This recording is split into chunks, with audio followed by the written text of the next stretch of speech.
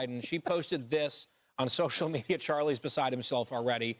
Here's to the best team in the business. I couldn't do it without you. You sort of wonder how she would be without them. Wow. Exactly. Wow. Title 42 is going to be lifted. Yes, it will. But we are going to move to Title 8. The border is not open. Is there any possibility that the president would end up pardoning his son?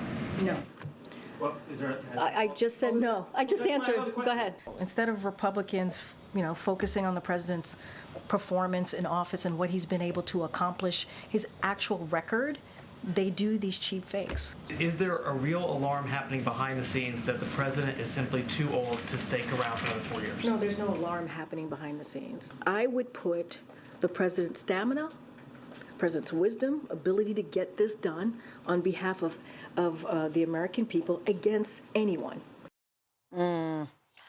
Well, She did say at one point as well that she and some of the staffers just could scarcely keep up with Joe Biden and his pace and his energy. And it's just like, I think laughing, unfortunately, is the right response, right? It's a joke. It was gaslighting at the time, cheap fakes. One of the creepiest things that's happened in our politics in the last year was Karine Jean-Pierre spewing out that word, cheap fakes, which no one had ever heard before, and then most of the mainstream media picking it up overnight, like through osmosis. Within hours, they're like, oh, this is a thing that we say now. And of course, it wasn't cheap.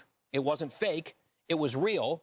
And the lie that she told to our colleague, Mark Meredith, about the pardon, for example, it's just like one greatest hit after another from this crew, starring, in many cases, her, because he, the principal, rarely spoke. And sadly, it proves you can tell any lie.